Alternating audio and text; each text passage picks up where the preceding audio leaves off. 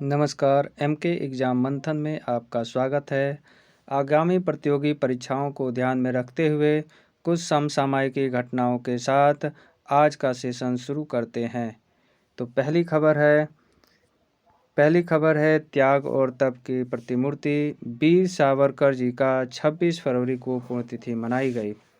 वीर सावरकर जी हिंदू राष्ट्र और अखंड भारत के समर्थक थे, जिनका जन्म 28 मई 1883 को एक मराठी ब्राह्मण परिवार में हुआ था। ये भारत छोड़ो आंदोलन और दूसरे विश्व युद्ध के दौरान सावरकर हिंदू महासभा के अध्यक्ष भी थे। 1937 से 1942 तक वीर सावरकर अखिल भारत हिंदू महासभा के 15वें अध्यक्ष थे। कई बार इनके कार्यों के लिए नामित किया गया भारत रत्न के लिए, लेकिन इन्हें भारत रत्न नहीं मिल सका। वहीं 26 फरवरी 1966 को मुंबई में इनका निधन हो गया। 26 फरवरी के ही दिन 2019 को भारतीय वायुसेना के विमानों ने नियंत्रण रेखा को पार कर पाकिस्तान के बालाकोट में जैश ए मोहम्मद द्वारा चलाए जा रहे आतंकी शिविरों को निस्तानोबेद कर दिया, निशाना बनाया और उनको तहस-नहस कर दिया। अगली खबर है, केंद्रीय कैबिनेट ने 1600 करोड़ रुपए के बजट के साथ 5 साल के लिए आयुष्मान भारत डिजिटल मिशन के कार्यान्वयन को मंजूरी दी। एबीडीएम टेलीमेडिसिन जैसी तकनीकों के उपयोग को प्रोत्साहित करके और स्वास्थ्य सेवाओं को राष्ट्रीय स्तर पर विकल्प चयन को सक्षम करके गुणवत्तापूर्ण स्वास्थ्य देखभाल तक न्याय संगत पहुंच में सुधार करेगा। वहीं नागरिक अपना आभा आयुष्मान भारत स्वास्थ्य खाता नंबर बना सकेंगे, जिसमें उनके डिजिटल स्वास्थ्य रिकॉर्ड को जोड़ा जा सकेगा। एबीडीएम की प्रायोगिक योजना 6 केंद्र शासित प्रदेशों लद्दाख, चंडीगढ़, दादर निकोबार द्वीप समूह तथा लक्षद्वीप में एनएचए द्वारा विकसित प्रौद्योगिकी प्लेटफॉर्म के सफल प्रदर्शन के साथ पूरी की गई।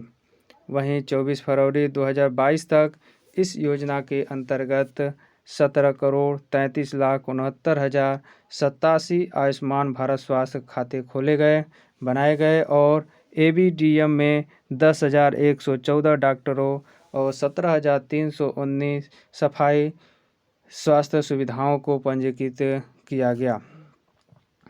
इसके अलावा अगली महत्वपूर्ण खबर है, UNEP United Nation Environmental Programme संयुक्त राष्ट्र पर्यावरण कार्यक्रम।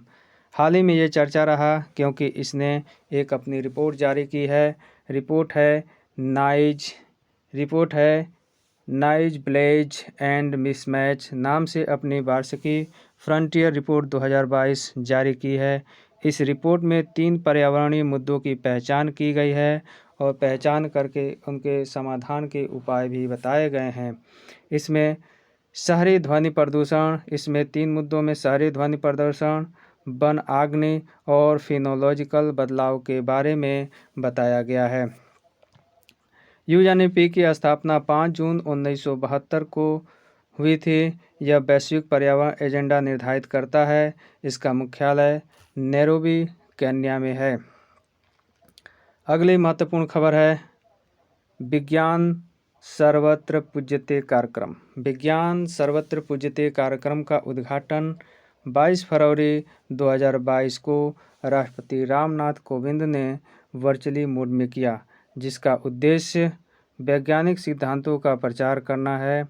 इसमें स्कूली छात्रों और कॉलेज के छात्रों के लिए प्रतियोगिताओं और व्याख्यानों का एक सप्ताह तक चलने वाला यह राष्ट्रव्यापी कार्यक्रम है।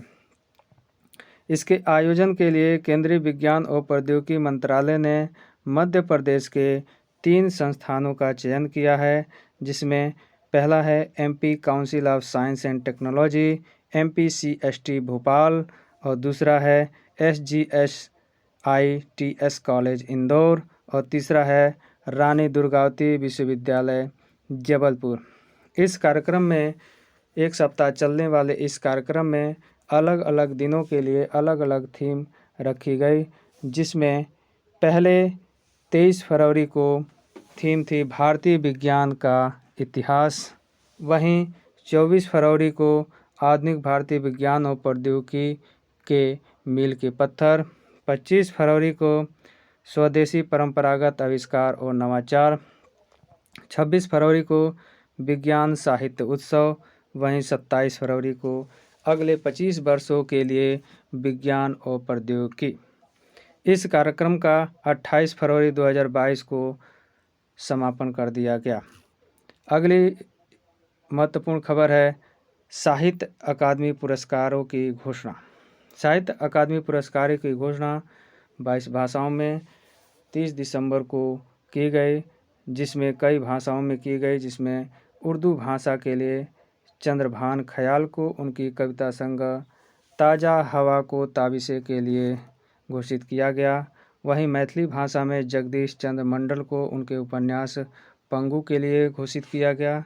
इसके अलावा मणिपुर भाषा में डॉक्टर थोकचोम इबोन हवी सिंह को उनके पुस्तक मणिपुरीदा पुंसी वारिंग साहित्य के लिए और गुजराती भाषा में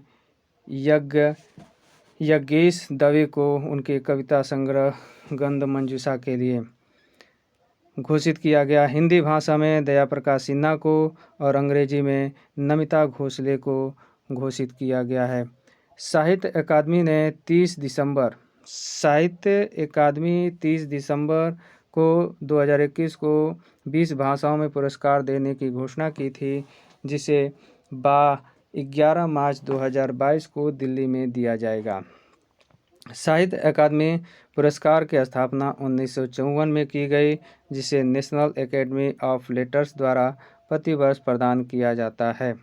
भारत सरकार द्वारा प्रदान किया जाने वाला यह दूसरा बड़ा साहित्यिक सम्मान है और पहला साहित्यिक सम्मान ज्ञानपीठ पुरस्कार है।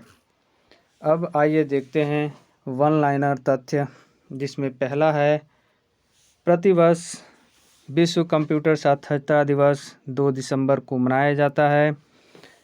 दूसरा तथ्य है प्रेसिडेंशियल कलर पुरस्कार से हिमाचल प्रदेश की पुलिस को सम्मानित किया गया। तीसरा तथ्य है ग्रामीण विकास मंत्रालय ने फ्लिपकार्ट के साथ स्थानीय व्यवसायों को सशक्त बनाने के लिए समझौता ज्ञापन पर हस्ताक्षर किया। अगला तथ्य है 30 नवंबर से 3 दिसंबर 2021 तक साइबर ड्रिल 2021 का आयोजन अंतर्राष्ट्रीय दूरसंचार संघ और दूरसंचार विभाग ने किया। वहीं 40वें भारतीय राष्ट्रीय व्यापार मेला में बिहार को स्वर्ण पदक मिला है। और अगला तथ्य है असम राज्य सरकार ने राज्य का सर्वोच्च नागरिक सम्मान असम वैभव रतन टाटा को प्रदान करने की घोषणा की है। तो आज का वीडियो यहीं समाप्त होता है। वीडियो देखने के लिए बहुत बहुत धन्यवाद।